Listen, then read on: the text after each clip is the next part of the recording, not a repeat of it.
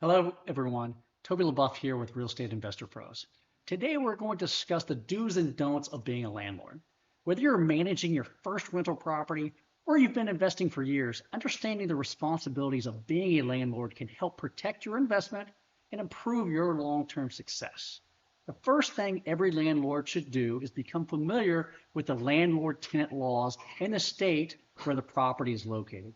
Every state has different rules regarding lease agreements, late fees, maintenance responsibilities, notices, and evictions. Many of those policies should be clearly outlined in your lease agreement before the tenant ever moves in. A well-written lease is one of the most important tools a landlord has. Another key point is understanding that you are not just a property owner. You are a business owner. Your rental property is a business and needs to be treated that way. Think about the last apartment complex you rented from. If the rent was late beyond a grace period, a late fee was charged every single time. There were policies in place, and those policies were consistently enforced. As a landlord, your lease should clearly state your policies, and you should enforce them consistently and fairly. Inconsistency often leads to confusion, frustration, and unnecessary problems. Tenant screening is another area where many landlords make costly mistakes. Always run a credit check, background check, income verification, and rental history review. One of the most important steps in the screening process is speaking with the applicant's previous landlord. A previous landlord can often provide valuable information about the payment history, property care, lease violations, and overall tenant behavior.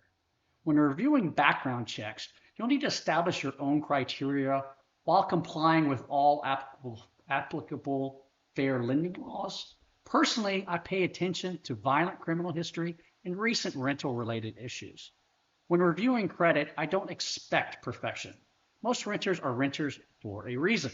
Instead, I focus on recent payment history and look for significant derogatory items within the last 12 months. A few blemishes on the credit report may not be a deal breaker, but a pattern of recent financial problems should raise concerns.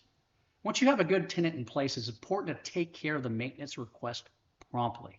In my experience, when you take care of your tenants, they are more likely to take care of your property.